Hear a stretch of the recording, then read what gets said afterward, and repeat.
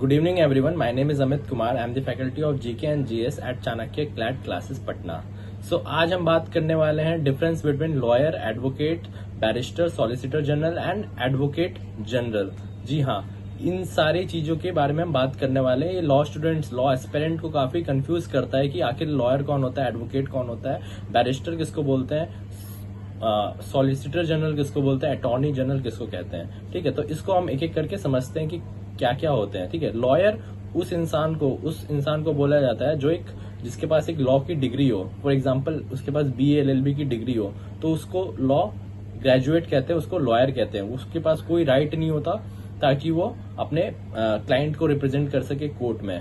अगर हम बात करें एडवोकेट की, एडवोकेट के पास ये पावर होती है कि वो अपने क्लाइंट को रिप्रेजेंट करे in the court, be it high court, be it district court, not Supreme Court. Supreme Court में नहीं कर सकता, उसके लिए AOR का एग्जाम देना होता है, तो जाके वो क्वालिफाई होगा AOR एग्जाम देके एक सुप्रीम कोर्ट में अपना केस लड़ने के.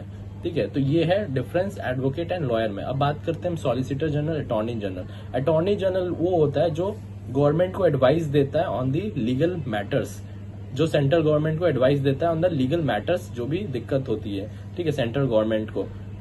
जो सॉलिसिटर जनरल होता है वो असिस्ट करता है अटॉर्नी जनरल को. उसको second law officer of the country भी बोला जाता है, जो गवर्नमेंट को असिस्ट करता है in the matter of any given topic और एनी पर्टिकुलर सब्जेक्ट.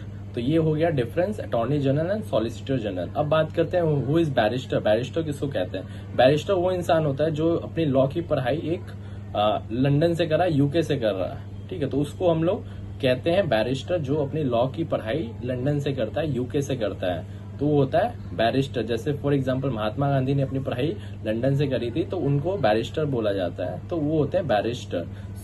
ये पांचों डिफरेंस हैं जो एक लॉ एस्पिरेंट को पता होना चाहिए. आई होप आपको सारे डिफरेंस क्लियर होंगे. Thank you everyone.